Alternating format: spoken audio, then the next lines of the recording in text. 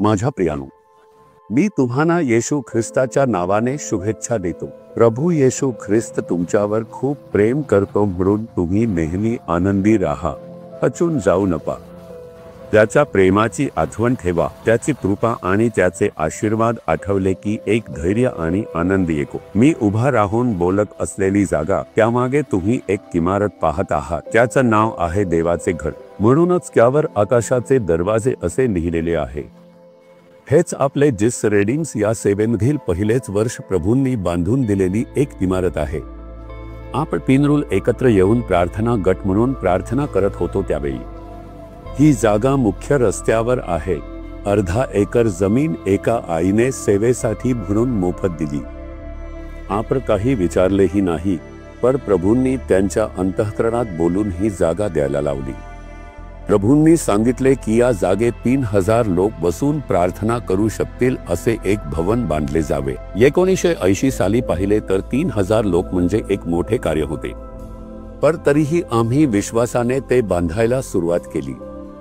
प्रभूंनी हे बांधून पूर्ण करून दिले। 1989 च्या मे महिन्यात बंधू DGS दिनाकरन स्वतः येऊन याचे उद्घाटन केले।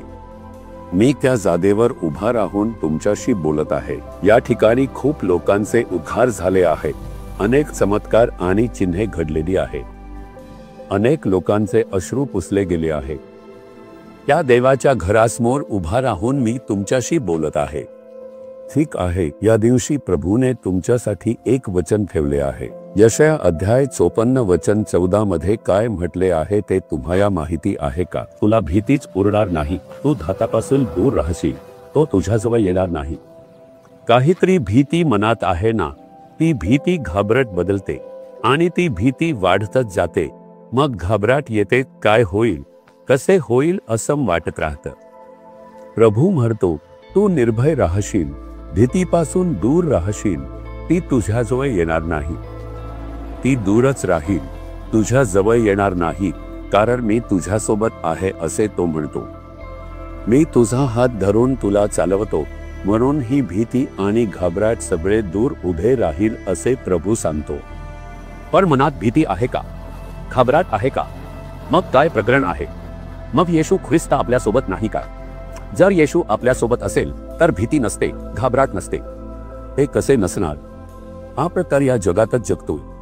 हीच परिस्थिती आहे आपली। घरात समस्या आहे, कामाच्या ठिकाणी संघर्ष आहे, आजूबाजूच्या समाजात इतकी तणावपूर्ण स्थिती आहे। अशा वेळी भीती कशी येणार नाही? भीती येईल आणि निघून जाईल, ती तुमच्यात स्थायिक होणार नाही, ती तुम्हाला त्रास देणार नाही। भीती येते आणि जाते। भीतीदायक परिस्थिती आपण पार करू, आपण भीतीमध्ये बुडून जाणार नाही, आपण भीतीचे गुलाम होणार नाही, भीतीच्या गुलामगिरीत गोंधळून राहणार नाही।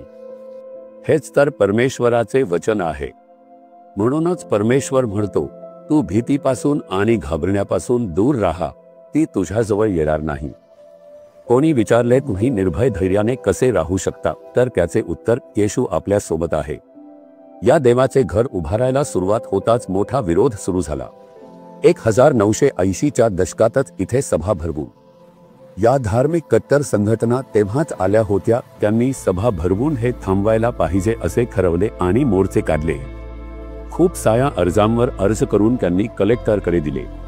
तिथे अनेक लोक येऊन बोलले, पण त्यांना सांगितले गेले की हे त्यांचे स्वतःचे जागा आहे, ते परवानग्या घेऊनच कार्य करत आहे।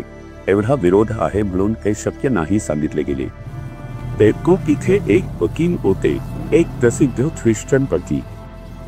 माझ्याकडे पाहून ते म्हणाले, याला इतका विरोध आहे, मग तुम्ही यासाठी का लढत आहात? दुसरीकडे जागा पाहून तिथेच का बांधत नाही? मी म्हणालो, आम्ही दुसऱ्या ठिकाणी का बांधू? ही आमची जागा आहे, आम्ही इथेच बांधणार नाही। या प्रकारची समस्या मुख्यमंत्र्यांपर्यंत जाते। जर ते असेच गेले तरी काय? मी म्हणालो, परमेश्वरच आम्हाला बांधून देईन, आम्ही इथेच बांधणार हे नक्की। कसे तुम्ही धैर्याने सांगता असे विचारले। भीतीला प्रभूने दूर केले आहे। मी तुझ्यासोबत आहे, मी तुझ्यासाठी करीन। मग प्रभूने सांगितल्याप्रमाणे बांधून पूर्ण करून दिले। तुमच्या आयुष्यात घडणाऱ्या भीतीदायक परिस्थिती, भीती निर्माण करणारे लोक, भीती निर्माण करणाऱ्या गोष्टी जरी आल्या तरीही येशूच्या नावाने ती भीती दूर उभी राहील. ती तुमच्या जवळ येणार नाही, ती तुम्हाला स्पर्श करणार नाही. विश्वास ठेवा. विश्वास ठेवलात तर आपण भीतीवर विजय मिळवू शकतो. आता बोला, येशू तुम्ही माझ्यासोबत आहात. कोणतीही भीती किंवा घबराट माझ्याजवळ येणार नाही, मला ग्रासू शकणार नाही. मी ज्याची भीती बाळगतो तसे काहीच घडणार नाही. सर्व काही चांगल्या दिशेने बदलणार. येशूच्या नावाने आमेन आमेन.